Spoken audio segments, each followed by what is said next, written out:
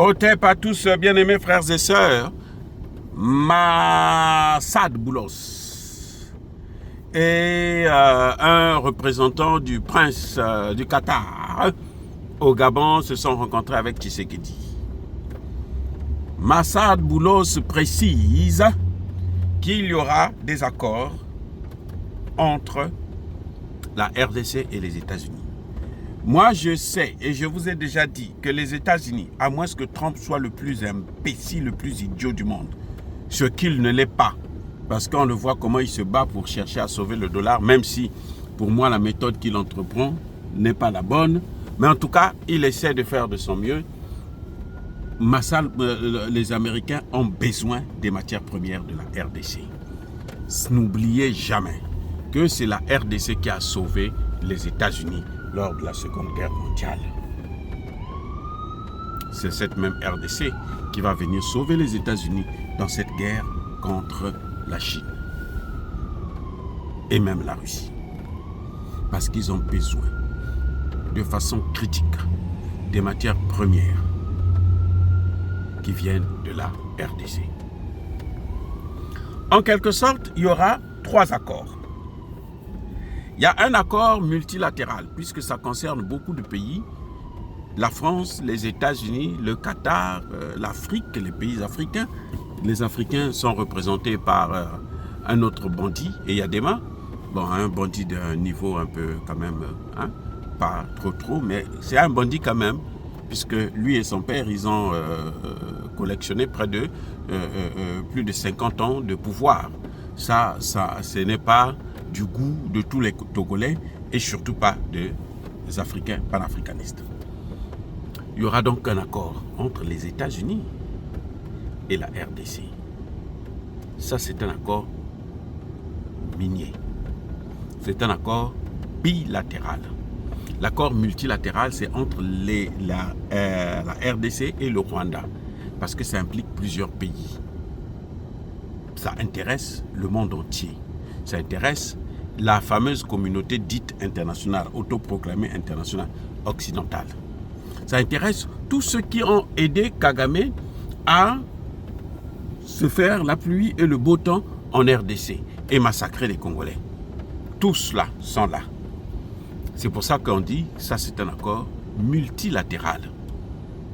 Il y a le Rwanda, il y a l'Union africaine, il y a les Européens, il y a la France qui pense que Emmanuel Macron n'arrive pas à régler ses problèmes. Lui, les problèmes qu'il veut régler, c'est seulement les problèmes africains. Regardez-moi un imbécile comme ça. Lui, il veut être au centre des problèmes africains. Alors que ses vrais problèmes, ses problèmes à lui là, il n'arrive pas à les régler. Emmanuel Macron n'arrive pas à régler les problèmes de la France. Vous savez quoi? Son premier ministre là veut maintenant faire passer le budget par référendum, c'est-à-dire les Français votent parce qu'il sait que non, ce budget-là va probablement l'entraîner vers la censure. Bref, un accord entre la RDC et le Rwanda parrainé par les États-Unis. Je vous ai déjà dit que ça, c'est des accords africains que les États-Unis sont en train de pousser, d'imposer en quelque sorte aux 2 pays. C'est clair. Maintenant, il y aura un accord, cette fois-ci bilatéral, entre les États-Unis et la RDC. Il n'y aura pas le Rwanda dedans. Il n'y aura pas la France dedans. Il n'y aura pas le Togo dedans.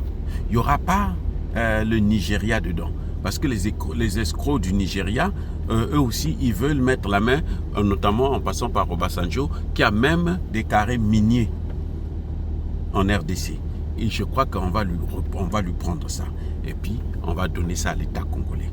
Ça appartient aux Congolais, ça appartient au Congo. Il faut récupérer ça. Bref, il y aura cet accord bilatéral. Ça, c'est des matières premières contre la sécurité. Voilà le deuxième accord. Mais vous savez, Paul Kagame, vous savez, la honte, il est né après la honte. Vous savez, un criminel ne peut pas avoir honte. Il est criminel, un génocidaire. Vous croyez qu'il va avoir honte? Non, il n'a pas honte. Lui aussi, il est allé présenter un projet d'accord avec les États-Unis. Un accord économique, un accord minier aussi. Quelle mine? Je n'en sais rien. Probablement, il y a deux choses.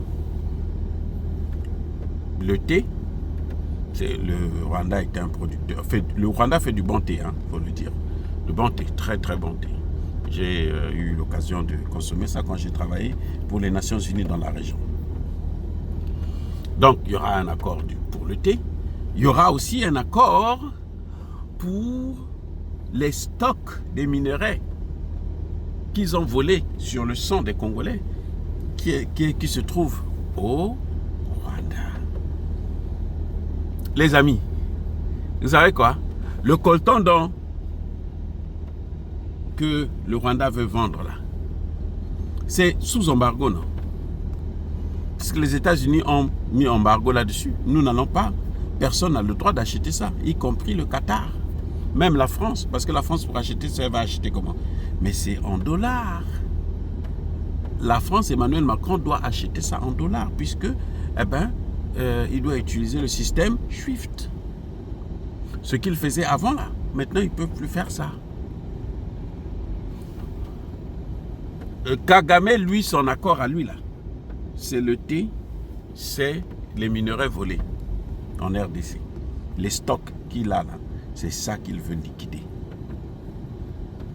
C'est pour ça que vous voyez qu'il est en train de se battre. Il a présenté aussi son projet de loi. Et les Américains disent non, nous allons acheter ça ou on va te laisser vendre ça en échange de ton désengagement en RDC. Vous voyez maintenant le deal. Donc, Emmanuel Macron s'est fait avoir dans tous les sens. Alors, il s'est fait avoir au pluriel. Eh oui, les amis, il s'est fait avoir au pluriel. Quand Kagame va liquider ça après, puisque le Congo est sécurisé, il va faire quoi? Il ne pourra plus encore revenir prendre d'autres matières premières. Parce que déjà la présence là des Rwandais en RDC actuellement pose problème. Ils ne font que tomber. Je vous dis, les Wazalendo ne les laissent pas dormir. Nanga, je ne suis pas sûr qu'il continue à dormir en RDC à Goma. Je ne suis pas sûr. Parce que la situation, elle peut dégénérer à n'importe quel moment. La chance qu'ils ont, c'est l'armée congolaise qui est tellement corrompue, tellement pourrie, que, bon, ils peuvent avoir des moments de répit. Mais avec les Wazalendo, ça ne passe pas, les amis. Donc voilà les 3 accords qui vont être signés d'ici là, qui sont des accords différents.